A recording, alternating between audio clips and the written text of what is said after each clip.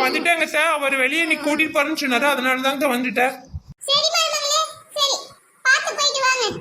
இன்னைக்கு மாமியார் கல்வி ரொம்ப குசியா இருக்குது, என்னன்னு தெரியலையே. சரி, ஏதோ ஒரு மேட்டரா இருக்கும். சரிங்க சார், நான் போய் ட்ரெஸ் சேஞ்ச் பண்ணிட்டு வரேங்க சார். அம்மா உங்களுக்கு உள்ள பிரியாணி வாங்கி வச்சிருக்கேன், சாப்பிட்டு நீங்க நல்லா ரெஸ்ட் எடுங்கம்மா. நான் நெட்டவழியை வந்து வெளியே கூட்டிட்டு போயிட்டு வருமா. சரி மகனே, பார்த்து பத்திரமா கூட்டிட்டு வா மகனே. நான் சாப்பிட்டு ரெஸ்ட் எடுக்கிறேன் மகனே. ஓ, இதுதான் மேட்ரா. இந்த கல்வி நம்மளை சும்மா வெளியே அனுப்புமா? பையன்கிட்ட சொல்லி என்னென்ன வேணுமோ எல்லாம் வாங்கிட்டு சாதிச்சுட்டு அப்புறம் நம்மளை வெளியே அனுப்புறா.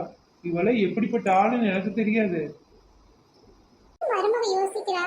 சரி, என்ன வேணா யோசிக்கிட்டு நம்ம வேலையை பார்க்கலாம். என்ன மருமகளே, என்ன யோசனையில் இருக்கிற?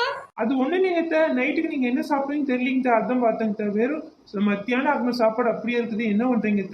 ஏதாவது செஞ்சு வச்சுட்டு போட்டுமா?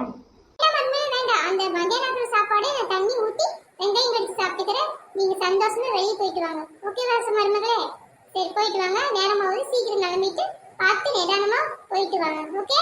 கிளவி எங்கிட்டயே போய் சொல்றியா? உள்ள மணக்க mutton biryani, chicken biryani, mutton வறுவல், ஈரல் எல்லாம் வாங்கி வைக்க சொல்லிட்டு எங்கிட்ட வந்து பழைய சாப்பாடு வெங்காயம் சாப்பிட்றியா?